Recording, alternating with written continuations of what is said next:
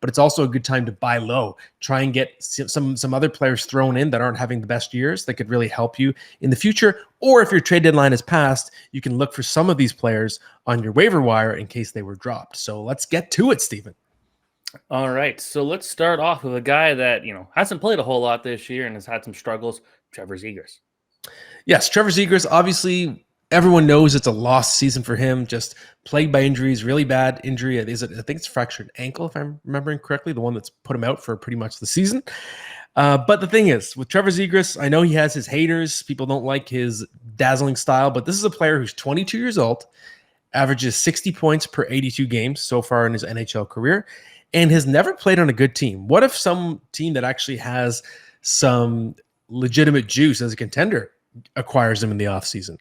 Or just any change of scenery could be interesting for him. I just like the idea of him landing in a new spot, getting a fresh start on a team that actually envisions him as a big part of their future. And he's still talented and still very young. So I like that as a buy low. Montreal Canadiens fans, he's really good friends with Cole Caulfield. Wink, wink. Right. This next one here, UC Saros, Nashville Predators. I guess my one quick question for you to add on to this is, he's 28 years old. Obviously, he's playing. This year's not been so great. Last year was. How many good years of hockey do you think he has left? Well, for a goalie, you could have 7, right? Because goalie, when you're 28 as a goalie, is like being 24 as a forward, right? So, but the main thing is, this is one of the biggest fallacies in keeper leagues, and it's one that I exploit regularly. There's this obsession with, I'm in a keeper league. The best keepers are 18 years old. They're 19 years old. Not necessarily. The best keepers might be guys in their prime who are 25 years old. Like, I'm rebuilding. I didn't trade for Adam Fantilli. I traded for Brady Tkachuk. I traded for Tage Thompson. I traded for Cole, guys who are in their primes now. And I think you can, what I do sometimes when I'm a contender, like I take the really young guys and say, oh, look, he's young.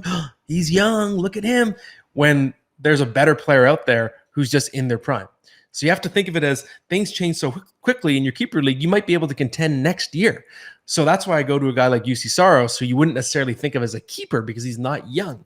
But it doesn't matter. He's someone who could have a big increase in value next season.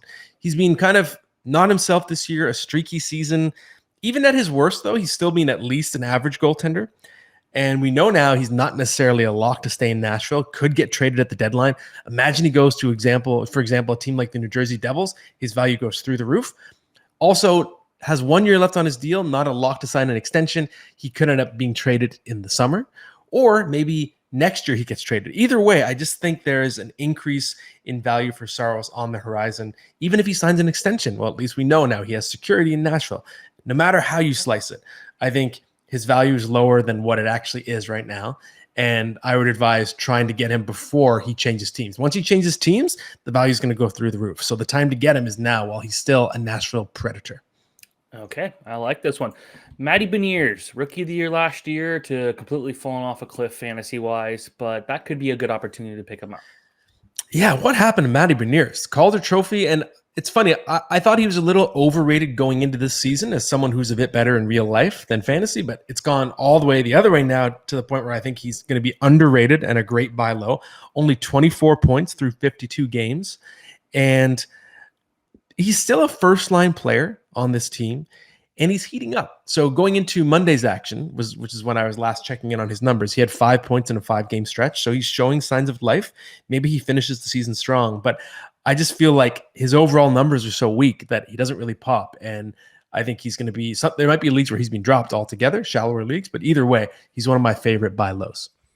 Yeah, like arguably last year, that was a pretty underwhelming rookie crop. There was obviously a lot of talent there, but it was not like Beniers kind of won it because he was consistent throughout the whole year, not because he was like the best rookie at all times type thing. It wasn't like Connor Bedard and Brock Faber now are just ahead of the class the whole time. Like Beniers was just good enough every single month, and that's kind of why he won it there. But I still think he's going to be a very good player. This one here is very interesting, Timo Meier, because we talked about him a lot early in the season. So what are your thoughts here? So here's the thing about Timo Meier. This year is a disaster, and it doesn't feel like he's going to come back from it. Whatever is happening, whether it's an injury he's hiding or something mental, I don't know what it is. But he's only 27 years old. He's not over the hill. It's not like his game is disappearing forever. I think we have to assume that the player he's been for the majority of his career has not completely disappeared. I think he's going to bounce back next season. Hopefully, he's healthier and just has his head on straight. And to me, right now, anyone who owns Timo Meier is probably really angry at Timo Meier because he's really like if you went into the season with Meier, he was supposed to be one of your franchise cornerstones on your fantasy team, right? I would say he was like a top 30 player in banger formats going into the year. So if you have Timo Meier, you probably hate Timo Meier right now. And that's why you want to go to that GM and say, hey, I'll take Timo Meier. And they might be far more willing than they've ever been to let him go because they're probably sick of him this year. So I just think there's no way he's not better next year. It's a great time to buy low. So I don't know if for this next player here, I don't know if it's yet another curse of yours, but Jamie Drysdale injured right now, and we're just not sure when he's going to be able to come back or what the full details of them there. So, I still agree though. He's one heck of a buy low, especially now with an injury. Yes. So when I was preparing this episode, I did write down Jamie Drysdale's name before he got hurt. But it doesn't change the recommendation. Now it's more of a deep league recommendation than, let's say, a medium league recommendation. But if you look at the injury before the injury, we know the Flyers they're trying to groom him to be their power play quarterback. It hasn't been a great season for him, but he's still just kind of trying to get in a rhythm because he can't seem to just be able to play an extended amount of hockey without getting hurt. But he's only 21 years old. He's still younger than a lot of prospects who haven't even broken through to the NHL at his position. And to me, with that injury now, which there are reports that have come out in the last day or two that they're weak, he's week to week. So it's not going to be, the biggest fear was, is this going to be an injury that carries all the way into next season and he misses more time? Doesn't sound like it. Maybe it's going to cost him a lot of this season, if not the rest of the season, but I don't think it's going to affect his ability to be ready to start next year, which is very important.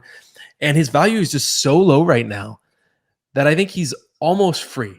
I don't think he's ever going to have lower fantasy values. So it's not even necessarily about trading for Drysdale. It's probably just picking him up. He's probably available in your league. And if he isn't, he's the type of player you could probably get just tossed in as a last minute topper in a trade. So you're just never going to get a chance to buy him this low again, I don't think. I agree. I'm a huge Jamie Drysdale fan. I think he's going to have a very strong career if he can stay healthy because he is a good defenseman when he's healthy. The unfortunate thing is that's been pretty difficult to come by at this point.